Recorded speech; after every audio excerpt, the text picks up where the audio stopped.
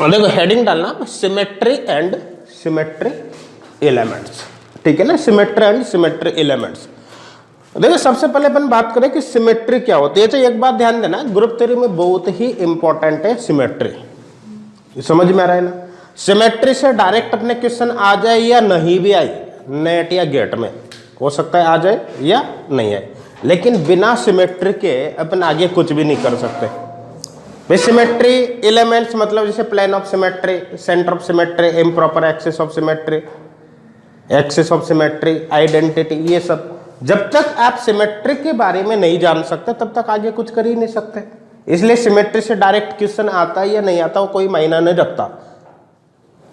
Group theory को समझने के लिए सिमेट्री इंपॉर्टेंट है, सिमेट्री आपको अच्छी तरीके से आनी चाहिए, ठीक है ना। तो देखो ध्यान देना, सबसे पहले अपन बात करें कि सिमेट्री होती क्या है। सिमेट्री होती क्या है, ठीक है ना। देखो सिमेट्री किसी मॉलिक्यूल को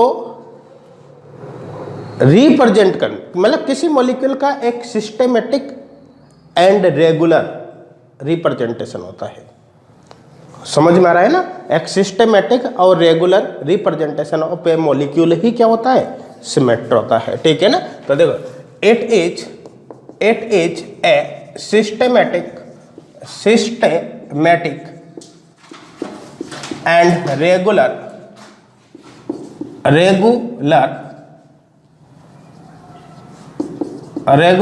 अरेंजमेंट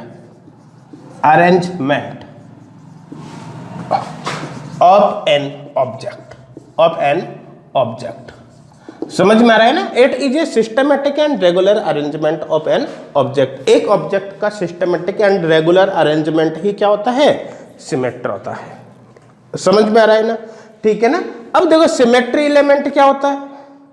अपन कहते हैं ये मॉलिक्यूल सिमेट्रिक है, ये एसिमेट्रिक है, इस मॉलिक्यूल में सिमेट्री ज्यादा है, इसमें सिमेट्री कम है, कहते हैं ना, ये कैसे डिसाइड करते हैं, ठीक है ना। तो किसी मॉलिक्यूल में सिमेट्री को एक्सप्रेस करने के लिए जिन एलिमेंट्स की रिक्वायरमेंट होती है उनको बोलते हैं सिमेट्री एलिमेंट्स, समझ में आ रहा है ना। ध्यान देना क्या बोला, किसी मॉलिक्यूल में सिमेट्री को आइडेंटिफाई या मैं कह दूं एक्सप्रेस करने के लिए जिन एलिमेंट्स की रिक्वायरमेंट होती है उन्हीं को क्या बोला जाता है, सिमेट्री एलिमेंट। जैसे अपन ने कहा कि किसी मॉलिक्यूल में प्लेन ऑफ सिमेट्री आ गई तो अपन क्या कहेंगे, मॉलिक्यूल सिमेट्रिक है। किसी मॉलिक्यूल में सेंटर ऑफ सिमेट्री आ गई तो अपन क्या कहेंगे, मॉलिक्यूल सिमेट्रिक है या नहीं। अब किसी मॉलिक्यूल में ना तो प्लेन ऑफ सिमेट्री, ना सेंटर ऑफ सिमेट्री, ना एक्सिस ऑफ सिमेट्री, ना इम्प्रॉपर एक्सिस ऑफ सिमेट्री, कुछ भी नहीं है, तो अपन क्या कहेंगे, वो मॉलिक्यूल एसिमेट्रिक है। तो मॉलिक्यूल सिमेट्रिक है या एसिमेट्रिक है, वो किसके बेसिस पर आप पता करोगे, सिमेट्री एलिमेंट्स के बेसिस पर। जिस मॉलिक्यूल के अंदर नंबर ऑफ सिमेट्री एलिमेंट जितने ज्यादा होंगे हम कहेंगे उसकी सिमेट्री उतनी ही ज्यादा होगी, समझ में आ रहा है नहीं यहाँ तक।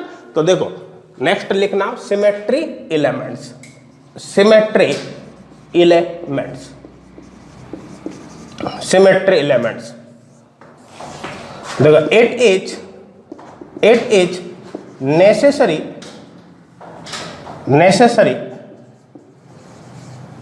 elements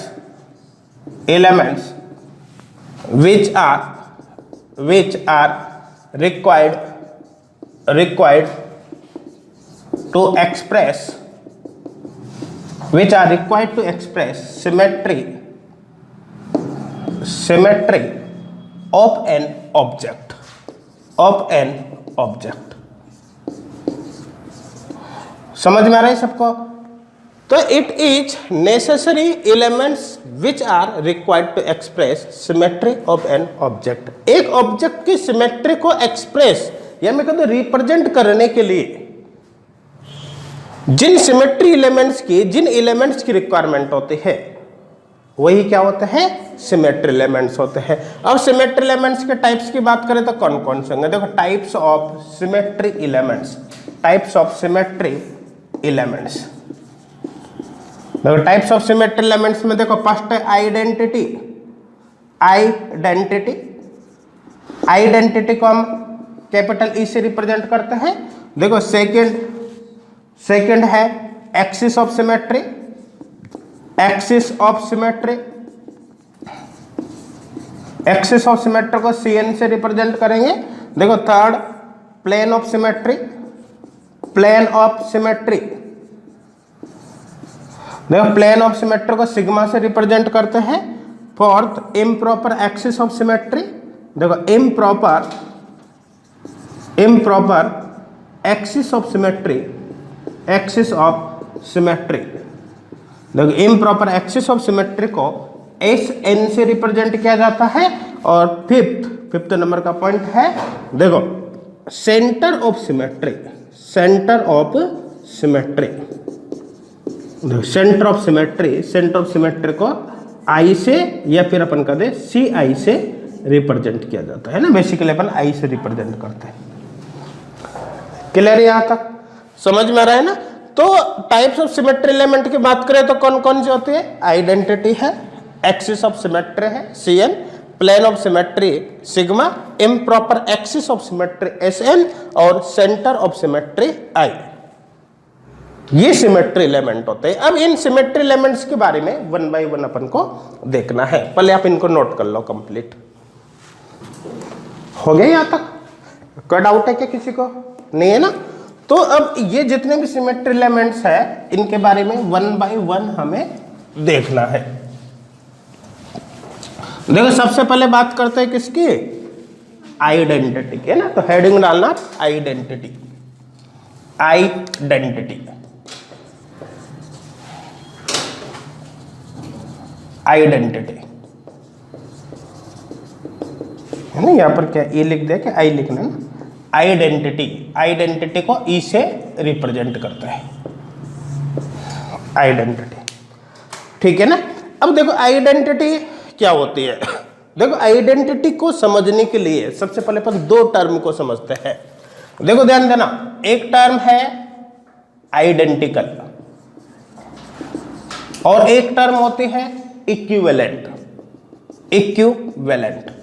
देखो क्या आप लोगों को पता है कि आइडेंटिकल और इक्विवेलेंट में क्या डिफरेंस है? पता है, ठीक है ना। आइडेंटिकल का मतलब क्या होता है? वही बिल्कुल सेम। और इक्विवेलेंट का मतलब उसके जैसा, है ना। दोनों में क्लियर डिफरेंस है ना।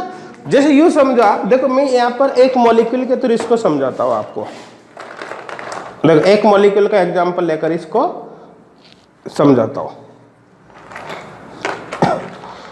देखो ध्यान देना, आप समझना, ये एक मॉलिक्यूल ले लिया।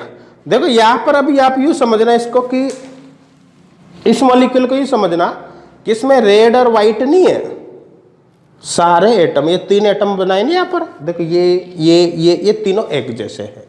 इसमें ऐसा नहीं कि रेड है, ये व्हाइट है, ये व्हाइट है, ऐसा नहीं। तीनों ही कैसे है? एक जैसे। रेड मैंने इसलिए शो किया ताकि आपको पता चल जाए कि यहां पर पोजीशन ये है, ठीक है ना। अब देखो ध्यान देना, समझना, इसको मैं रोटेट कर रहा हूं। आप इसको देख लो एक बार, अच्छी तरह से देख लिया ना सबने। अब इसको मैं रोटेट कर रहा हूं 120 डिग्री से। ये देखो ये कन्फिग्रेशन आया ना, नया आया नहीं आया? ये जो नया स्ट्रक्चर, इसकी नया कन्फिग्रेशन आया है, ये पहले जैसा है या पहले वाला? ये पहले जैसा है। पहले वाला तो नहीं है ना, मतलब ये इक्विवेलेंट है, ये आइडेंटिकल नहीं है। फिर 120 से रोटेट किया, क्या ये पहले वाला है? नहीं है, वैसा ही है, पहले वाला जैसा है। पहले वाला तो नहीं है ना, मतलब ये भी इक्विवेलेंट है, आइडेंटिकल नहीं है। फिर 120 से रोटेट किया, अब पहले वाला ही आ गया, अब ये आइडेंटिकल है। अब ये क्या है? आइडेंटिकल है, मतलब पहले वाला ही है। अब दोनों में डिफरेंस समझ में आ गया होगा, आइडेंटिकल और इक्विवेलेंट का क्या मतलब है। कहने का मतलब आइडेंटिकल मतलब होता है वही, उसमें कुछ भी नहीं हुआ चेंज, है ना, वही जो पहले था। और इक्विवेलेंट का मतलब होता है वैसा ही, जैसे भी पड़ा हुआ। हाँ बिल्कुल वैसा ही। समझ में आ रहा है ना। अंतर दोनों में केवल क्या है कि आइडेंटिकल का मतलब तो वही, और जबकि इक्विवेलेंट का मतलब वैसा ही, है ना। आप सही लिख लेना यहां पर। देखो देखो आइडेंटिकल का मतलब तो वही होगा, वही। और इक्विवेलेंट का मतलब क्या होगा? वैसा ही, वैसा ही। क्लियर हो गया होगा? किसी को कोई डाउट है क्या? नहीं है ना? मेरे हिसाब से समझ में आ गया होगा ये। तो अब अपन को देखना है आइडेंटिटी। देखो अब आइडेंटिटी का मतलब क्या है? आइडेंटिटी को लिया गया है किससे? आइडेंटिकल से। करने का मतलब कोई किसी भी मॉलिक्यूल के अंदर कुछ ऐसा प्रोसेस करे जिससे आइडेंटिकल कॉन्फ़िगरेशन मिले, वो इक्विवेलेंट है, सॉरी वो आइडेंटिटी है। ध्यान देना, मैंने क्या बोला? किसी मॉलिक्यूल में अगर हमने एक ऐसा प्रोसेस अप्लाई किया जिससे कौन सा कॉन्फ़िगरेशन मिले? आइडेंटिकल। ध्यान देना, इक्विवेलेंट नहीं है, आइडेंटिकल। वो प्रोसेस ही, या मैं कह दूं उस प्रोसेस से संबंधित सिमेट्री एलिमेंट ही आइडेंटिटी होता है। तो समझ में आ रहा है ना? जैसे ये मॉलिक्यूल लिया, अब देखो यहां से हमने रोटेट किया, इसको रोटेट किया ना। अब ध्यान देना, रेड अभी आपके सामने है, आपकी तरफ है ना रेड। तो देखो इसको 120 से रोटेट किया, अभी आइडेंटिकल नहीं आया, इक्विवेलेंट आया। फिर इक्विवेलेंट, अब आइडेंटिकल। इसका मतलब पूरा एक साइकिल जब घुमा दे इसको 360 पर, तो आइडेंटिकल मिल रहा है नहीं मिल रहा? मिला ना? इसका मतलब है कि पूरे 360 पर घुमाने पर आइडेंटिकल मिल रहा है। इसका मतलब C1 जो होता है वो आइडेंटिटी होता है। यूं देखो आप समझना, जैसे एक कोई भी एक स्ट्रक्चर, ये अपन ने इसको रोटेट किया ना, रोटेट किया तो ये एक्सिस ऑफ सिमेट्री है, इस एक्सिस के लोग रोटेट कर रहे हैं अपन। अब देखो एक एक्सिस के थ्रू जब किसी मॉलिक्यूल को आप 360 पर रोटेट करोगे, तो 360 पर रोटेट करने पर स्ट्रक्चर कितनी बार रिपीट होती है? अगर स्ट्रक्चर एक से ज्यादा बार रिपीट होती है तो अपन कहते हैं उसमें एक्सिस ऑफ सिमेट्री प्रेजेंट है। अगर मान लो मैं यहां से इसको रोटेट कर रहा हूं तो स्ट्रक्चर कितने बार रिपीट होगी? ध्यान देना, अभी आपके सामने यह है 1 2 3, कितने बार रिपीट हुई? 360 पर 3 बार। एक बार सामने ही आया, एक बार ही आया, एक बार ही आया, 3 बार रिपीट हुई ना। तो स्ट्रक्चर 3 बार रिपीट हो रही है तो अपन कहेंगे इसमें C3 एक्सिस ऑफ सिमेट्री। अगर ये स्ट्रक्चर केवल 2 बार रिपीट होती है तो अपन कहते हैं C2 एक्सिस ऑफ सिमेट्री। अगर स्ट्रक्चर 1 बार रिपीट होती है तो अपन कहते हैं C1, लेकिन C1 एक्सिस नहीं कहलाता। क्यों? क्या आप कोई ऐसी स्ट्रक्चर बता सकते हो मुझे जिसको 360 पर रोटेट करे और स्ट्रक्चर रिपीट ना हो? ऐसा तो कुछ भी नहीं होगा भाई। जब पूरा एक साइकिल आप घुमाओगे तो वही आना ही है ना, तो 360 पर तो आइडेंटिकल मिलेगा ही मिलेगा। इसका मतलब है कि C1 एक्सिस ऑफ सिमेट्री नहीं है, C1 एक्चुअली आइडेंटिटी। C1 क्या होता है? आइडेंटिटी होता है। समझ में आ रहा है? तो अभी देखो मेरा टारगेट केवल इतना है कि आइडेंटिटी का मतलब क्या है। आगे अपन जब पढ़ेंगे axis of symmetry, plane of symmetry, centre of symmetry, improper axis of symmetry, तो मैं इन सभी टर्म को साथ के साथ वहां पर एक्सप्लेन करूंगा। अभी मैं डायरेक्ट बता रहा हूं कि आइडेंटिटी का मतलब क्या है। आइडेंटिटी का मतलब है ऐसा प्रोसेस जिसको अप्लाई करने पर आइडेंटिकल कॉन्फ़िगरेशन मिले। समझ में आ रहा है ना? किसी को कोई डाउट है क्या? नहीं ना? अभी जैसे मैंने बात करी C1 आइडेंटिटी है, क्यों है? क्योंकि C1 का मतलब है मॉलिक्यूल को 180 पर घुमा, सॉरी 360 पर घुमाने पर स्ट्रक्चर एक बार रिपीट हो रही है। तो एक बार तो कोई सी भी स्ट्रक्चर रिपीट होगी, सही होगी ना? इसका मतलब है आइडेंटिटी है। तो एक बात यहाँ पर और क्लियर हो जाती है, देखो इस दुनिया के अंदर ऐसा कुछ भी नहीं जिसके अंदर आइडेंटिटी प्रेजेंट नहीं है, क्योंकि आइडेंटिटी सबके अंदर होगी। क्योंकि आप 360 पर रोटेट करोगे तो स्ट्रक्चर रिपीट ही होगी ना। तो आइडेंटिटी सभी ऑब्जेक्ट के अंदर 100% प्रेजेंट होती है। मतलब एक नेसेसरी सिमेट्री एलिमेंट हो गया जो कि सभी ऑब्जेक्ट में प्रेजेंट होता ही है। समझ में आ रहा है ना? तो देखो आइडेंटिटी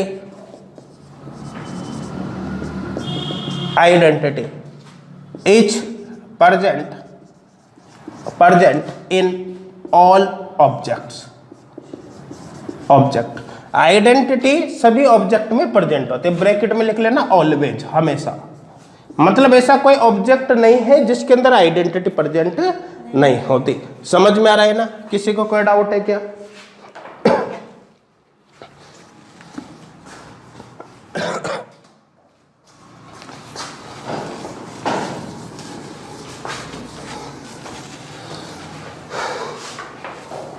देखो identity is a necessary symmetry element, necessary symmetry elements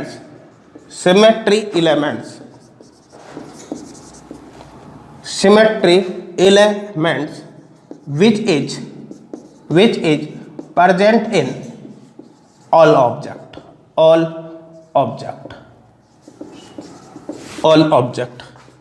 देखो आइडेंटिटी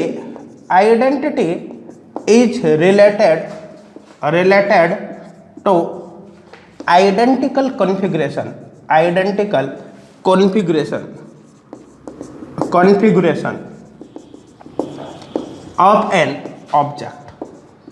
of an object. देखो identity is related two identical configuration of an object. अब क्लियर हो गया होगा क्योंकि अपन ने दो टर्म लिखे ना यहाँ पर। देखो एक तो आइडेंटिकल एक इक्विवेलेंट। आइडेंटिकल कॉन्फ़िगरेशन से संबंधित होती है, इक्विवेलेंट से नहीं होती। करने का मतलब कोई सा भी ऐसा प्रोसेस हो सकता है जो अपन को क्या दे दे, आइडेंटिकल कॉन्फ़िगरेशन, उसी को अपन कहेंगे आइडेंटिटी। समझ में आ रहा है ना। अब देखो ध्यान देना, देखो C1 एक्सिस ऑफ सिमेट्री नहीं है, C1 इक्वल होता है आइडेंटिटी। C1 इक्वल क्या होता है, आइडेंटिटी। देखो C1 is not an axis of symmetry, C1 एक एक्सिस ऑफ सिमेट्री नहीं है। समझ में आ रहा है ना। C1 बल्कि क्या होगी, आइडेंटिटी होगी। अब देखो ध्यान देना, आइडेंटिटी का रिलेशन किस किस से होता है। मैं अभी केवल यहां पर लिखूंगा आइडेंटिटी के अंदर, एक्सप्लेन कब करूंगा, जब सिमेट्री एलिमेंट पढ़ते जाएंगे वहां पर। समझ में आ रहा है ना। देखो ध्यान देना, जैसे CNN इसका मतलब आइडेंटिटी होता है। कैसे होता है अभी अपन इसकी बात नहीं करेंगे, अभी इसके जस्ट बाद में एक्सेस ऑफ सिमेट्री ही पढ़ेंगे, वहां पर बात करेंगे क्या होता है, ठीक है ना। तो देखो CNN, देखो ध्यान देना, एग्जांपल यहां पर ले, जैसे C22 देखो equal C33 equal C44 equal C55 करने वाला इक्वल CNN, मतलब जितना नीचे है ना उतना ही ऊपर है। ऐसा है तो वो हमेशा किसके बराबर होगा, आइडेंटिटी के बराबर होगा। अब ऐसा क्यों होता है, एक्सिस ऑफ सिमेट्री पढ़ेंगे तो वहां पर इसको एक्सप्लेन कर दूंगा। समझ में आ रहा है ना। देखो इसी तरह से देखो आइडेंटिटी का रिलेशन सबसे होता है किस किस से, जितने भी सिमेट्री एलिमेंट है ना, सबसे कौन कौन से सिमेट्री एलिमेंट है, axis of symmetry, plane of symmetry, centre of symmetry, improper axis of symmetry.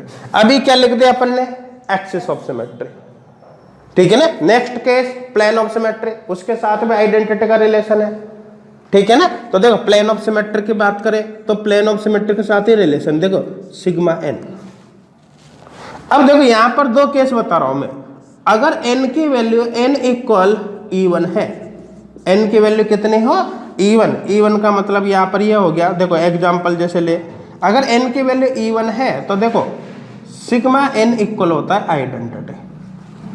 Example यहां पर ले, जैसे अपन बात करें, देखो सिग्मा 2 सिग्मा 4 सिग्मा 6 एटसेट्रा। समझ में आ रहा है ना, एटसेट्रा। यहां पर देखो नेक्स्ट केस, जैसे मान लो कि n की वैल्यू सपोज करो ऑड है, n की वैल्यू क्या है, ऑड है, तो इस कंडीशन में सिग्मा n इक्वल आइडेंटिटी नहीं होता बल्कि केवल सिग्मा होता है। सिग्मा n इक्वल केवल क्या होगा, सिग्मा। देखो एग्जाम्पल यहां पर देखिए, जैसे सपोज करो यहां पर सिग्मा 1 सिग्मा 3 सिग्मा 5 एटसेट्रा, इन सब का मतलब केवल सिग्मा के बराबर होता है, ठीक है ना। अभी देखो यहां पर सिग्मा का मतलब प्लेन ऑफ सिमेट्री है ही सही। अगर मान लो कि यहां पर सपोज करो 2 लिखा हुआ है, जैसे सिग्मा 2 लिया, इसका मतलब प्लेन 2 बार लगाया, ठीक है ना। सिग्मा 4 इसका मतलब प्लेन 4 बार लगाया, सिग्मा 6 प्लेन 6 बार लगाया, ठीक है ना। इसी तरह से सिग्मा यहां पर यह है प्लेन 1 बार लगाया, सिग्मा 3 प्लेन 3 बार, सिग्मा 5 प्लेन 5 टाइम 5 बार लगाया। समझ में आ रहा है ना। अब देखिए प्लेन लगाने से क्या मतलब, मैं एक बार इसका थोड़ा सा आपको आइडिया बता देता हूँ। प्लेन ऑफ सिमेट्री थोड़ा बहुत ऐसे सबको पता है इसे क्या होती है, अपन बाद में बहुत अच्छे से एक्सप्लेन करेंगे। देखो अभी मैं आपको एक आइडिया बता रहा हूँ। देखो दो तरह से लिखते हैं, जैसे एक तो लिखा अपन ने, सपोज करो कि 3 सिग्मा और एक लिखा सिग्मा 3 है, दोनों में डिफरेंस होता है, नंबर ऑफ सिग्मा। ठीक है ना। देखो ये 3 सिग्मा इसका मतलब है प्लेन 3 बार लगाया है, और सिग्मा 3 इसका मतलब है प्लेन 3 ही बार लगाया है। लेकिन दोनों में डिफरेंस है कि जब एक ही प्लेन सेम डायरेक्शन से बार बार लगाते हैं तो पावर में जाता है, और जब एक ही प्लेन, ठीक है ना, डिफरेंट डायरेक्शन में लगा जाता है तो आगे लिखा जाता है। समझ में आ रहा है ना। जैसे ये देखो आप, सपोज करो अपन बात करें अमोनिया मॉलिक्यूल के, जैसे ये अमोनिया का BH3 मान लो आप, BH3 ये हो गया, ये स्ट्रक्चर होती है, ठीक है ना। अब अपन ने क्या किया, जैसे एक तो प्लेन ये लगाया, एक ये लगाया, एक ये लगाया, तो 3 प्लेन हो गया ना। एक ये लग रहा है, ये प्लेन और ये प्लेन हो गया ना। देखो ये प्लेन हो गया, ये प्लेन हो गया और ये प्लेन हो गया, हो रहे नहीं हो रहे। तो अपन यहां पर कहेंगे 3 सिग्मा, मतलब प्लेन तो एक ही यही है, लेकिन ये प्लेन अपन अलग अलग डायरेक्शन से लगा रहे हैं ना, डायरेक्शन चेंज हो रही है। एक बार यू लगा रहा हूं, एक बार यू लगा रहा हूं, एक बार यू लगा रहा हूं, तो आगे लिखा जाएगा। अब देखो इसी प्लेन को मैं ऐसे लगाऊं, इधर देखो जैसे ये B, ये H, ये H, इसको मैं 1 और इसको 2 मार्क कर दूं। मैंने क्या यहां से प्लेन लगाया, ये प्लेन का मतलब एक मिरर रख दिया आपने, ये सोचो यहाँ पर मिरर रखते क्या होगा कि मिरर में इसकी इमेज यहाँ पर बनेगी, इसकी इमेज यहाँ पर बनेगी। जैसे आप मिरर लगाओगे ये तो यहाँ दिखेगा और ये यहाँ दिखेगा, होगा नहीं होगा। फिर वापस दोबारा मिरर लगाया, फिर मिरर लगाते ये यहाँ आ जाएगा और ये यहाँ आ जाएगा। फिर मिरर लगाया, मिरर लगाते ये यहाँ चला जाएगा और ये यहाँ चला जाएगा, ऐसा होगा नहीं होगा। तो देखो एक ही प्लेन को एक बार लगाया, फिर दूसरी बार लगाया, फिर तीसरी बार लगाया, एक ही डायरेक्शन से। डायरेक्शन चेंज कर रहे हैं क्या, ध्यान देना, डायरेक्शन का रोल होता है, जगह का रोल नहीं होता। ये प्लेन बार बार लगा रहे हैं सेम डायरेक्शन में तो वो पावर में जाता है। जैसे मान लो अभी मैंने एक बार लगाया ये बन गया, फिर लगाया ये बन गया, फिर लगाया ये बन गया। अभी कितनी बार लगा दिया, 3 बार। इसका मतलब यहां पर ये आएगा। दोनों में डिफरेंस समझ में आ गया होगा, ठीक है ना। मेरे हिसाब से क्लियर है, कोई डाउट है क्या? नहीं ना। देखो इसका एक अच्छा सा एग्जांपल देता हूं मैं। जब एक ही प्लेन को एक ही डायरेक्शन से आप इवन नंबर में लगाओगे, जैसे 2, 4, 6, तो हमेशा आइडेंटिकल कॉन्फ़िगरेशन मिलता है। देखो यहां पर ही देखना, इस प्लेन को एक बार लगाया, ठीक है ना, एक बार लगाते ये 2 यहां पर चला गया। देखो यहां से बताता हूं मैं, जैसे H B H H, इसका 1 कर दिया, इसको 2 कर दिया, इसमें ये प्लेन लगाया सिग्मा एक बार, तो ये सिग्मा 1 लगाते क्या होगा, देखो ये H H, ये 2 तो यहां चला जाएगा और ये 1 यहां पर आ जाएगा। फिर इस प्लेन को फिर लगाया इसी डायरेक्शन में, ठीक है ना, तो ये फिर लगा दिया ना इसी डायरेक्शन में। इस डायरेक्शन में लगाते क्या होगा, इस सिग्मा, यहां पर मैं केवल सिग्मा लिख रहा हूं, चलो सिग्मा 1 नहीं कर दिया। लगाते क्या होगा, देखो ये ऊपर चला जाएगा और ये नीचे आ जाएगा, ठीक है ना। तो एक बार यहां लगा दे, एक बार यहां लगा दे, सेम प्लेन लगाया ना, तो इसका मतलब जब यहां से यहां पर चले तो आपने प्लेन 2 बार लगा दिया, 1 2, इसका मतलब सिग्मा 2 ये होगा। और सिग्मा 2 लगाते वही आया नहीं आया जो पहले था, आइडेंटिकल या इक्विवेलेंट, आइडेंटिकल आ गया ना, इसलिए ये किसके बराबर हुआ, आइडेंटिटी के बराबर।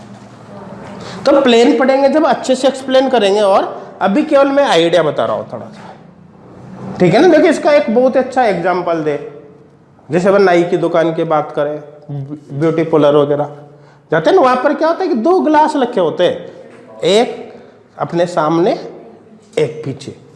जब अपन उस कांच के अंदर देखते हैं, ग्लास में देखते हैं, मिरर में, तो अपन को अपनी नंबर ऑफ इमेज इनफाइनाइट दिखाई देगी, कंटिन्यू एक के बाद एक इमेज दिखाई देती है, देती नहीं देती। अब जैसे मैं यहाँ पर इस चेयर पे बैठा हुआ हूँ, अपने को पहली जो इमेज दिखाई देगी उसमें अपना फेस दिखाई देगा, मतलब अपनी मिरर इमेज है वो, है या नहीं। फिर उसमें सेकंड इमेज देखो, उसमें अपना पीछे वाला पार्ट दिखाई देगा, अपना चेहरा दिखाई नहीं देगा, बैक पोर्शन पीछे वाला पार्ट दिखाई देगा, वो आइडेंटिकल है। मतलब जिसमें उसमें सेकंड इमेज में अपन जैसे बैठे हैं वैसे ही नजर आएगा, नहीं आएगा, तो क्या है, आइडेंटिकल। फिर थर्ड इमेज में वापिस अपना चेहरा दिखाई देगा, समझ में आ रहा है ना, मतलब वो मिरर इमेज हो गई। तो देखो फर्स्ट इमेज मिरर इमेज, मतलब वो सिग्मा हो गया, समझ में आ रहा है। फर्स्ट इमेज मिरर इमेज, अपना चेहरा दिख रहा है फर्स्ट इमेज में, मतलब सिग्मा। फिर सेकंड इमेज आइडेंटिकल है, सेकंड इमेज में अपना बैक पोर्शन दिखाई देगा, ये मतलब अपन जैसे बैठे हैं ना वैसे दिखाई देगा, वो सिग्मा 2 हो गया, वो आइडेंटिकल है। फिर थर्ड इमेज में वापिस अपन अपना चेहरा नजर आएगा, आएगा नहीं आएगा, मतलब वो सिग्मा 3 है, वो वापिस सिग्मा हो गया। फिर जो फोर्थ इमेज है, फोर्थ इमेज में वापिस जैसे अपन बैठे वैसे नजर आएगा, मतलब ना पीछे वाला पार्ट अपन को दिखेगा, इसका मतलब वो क्या हो गया, सिग्मा 4, वो आइडेंटिकल हो गया। समझ में आ गया होगा। तो एक अच्छा एग्जाम्पल अपन मान सकते हैं समझने के हिसाब से, इनफाइनाइट नंबर ऑफ इमेज अपन को दिखाई देते हैं ब्यूटी पार्लर या फिर नाई की दुकान पर बैठने पर। रीजन क्या है, क्योंकि वहां पर आगे पीछे ग्लास रखे होते हैं, तो क्या होता है, एक तरह से प्लेन का कार्य कर रहा है। तो हर ओड नंबर की इमेज अपन को मिरर इमेज ही दिखाई देती है, और हर इवन नंबर की इमेज आइडेंटिकल दिखाई देती है। अब मेरे हिसाब से क्लियर हो गया होगा इसका मतलब, ठीक है ना। तो कहने का मतलब है कि प्लेन ऑफ सिमेट्री के साथ आइडेंटिटी का रिलेशन क्या है, कि अगर प्लेन में यहां पर n के स्थान पर E1 है तो वो आइडेंटिटी के बराबर ही होगा, और ऑड है तो केवल प्लेन के बराबर होगा।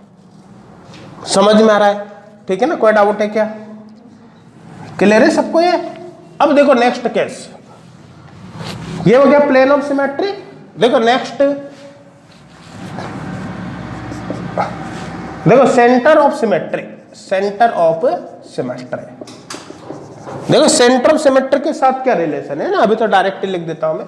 सेंटर ऑफ सिमेट्री के साथ क्या रिलेशन है, आई के साथ। आई का मतलब सेंटर ऑफ सिमेट्री अभी लिख ही दिया था अपने थोड़ी देर पहले, ठीक है ना। देखो यहां पर एक बात ध्यान देना, यहां पर भी दो केस, अगर आई के पावर n है, आई के पावर n यहां पर लिख रहा हूं, आई के पावर n, इधर देखो सभी, आई के पावर n है, और यहां पर यदि n की वैल्यू E1 है, n की वैल्यू क्या है, E1, तो उस कंडीशन में In इक्वल आइडेंटिटी होगा। अब E1 का मतलब समझ ही गए, n की वैल्यू यहाँ पर क्या होगी, 2, 4, 6 एटसेट्रा, इस तरह से होगी। इसी तरह से देखो अगर n की वैल्यू ओड है, n की वैल्यू ओड है, तो देखिए यहाँ पर In इक्वल होगा, In इक्वल होगा केवल I, ठीक है ना। n की वैल्यू ओड मतलब n इक्वल होगा 1, 3, 5, 7 एटसेट्रा। समझ में आ रहा है नहीं आ रहा है यहाँ तक, कोई डाउट है क्या, नहीं ना, मेरे हिसाब से क्लियर हो गया होगा ये, ठीक है ना। अब देखो यहां तक कोई डाउट तो नहीं ना। देखो इसका मतलब क्या होता है, देखो सेंटर ऑफ सिमेट्री का मतलब एक्चुअली इनवर्जन सेंटर होता है। इनवर्जन सेंटर का मतलब है, देखो जब भी आप किसी मॉलिक्यूल पर सेंटर ऑफ सिमेट्री अप्लाई करोगे, कंप्लीट रिवर्स हो जाता है। जैसे जो x है वो -x में कन्वर्ट हो जाता है, जो y है वो -y में कन्वर्ट हो जाता है, जो z है वो -z में कन्वर्ट हो जाता है। किसी भी मॉलिक्यूल पर सेंटर ऑफ सिमेट्री अप्लाई करने पर क्या होता है, उसमें सब कुछ चेंज हो जाता है, मतलब रिवर्स हो जाता है। तो कहने का मतलब जैसे मान लो कि कोई एक अपन कोऑर्डिनेट की बात कर ले, जैसे x y z कोऑर्डिनेट है। अब सपोज करो इस पर अपन ने centre of symmetry I apply कर दिया, तो यहाँ पर क्या होगा, x तो -x में कन्वर्ट हो जाएगा, अगर माइनस होता तो प्लस हो जाता, प्लस है तो माइनस हो जाता, ठीक है ना। y -y में कन्वर्ट हो जाएगा, और z -z में कन्वर्ट हो जाएगा।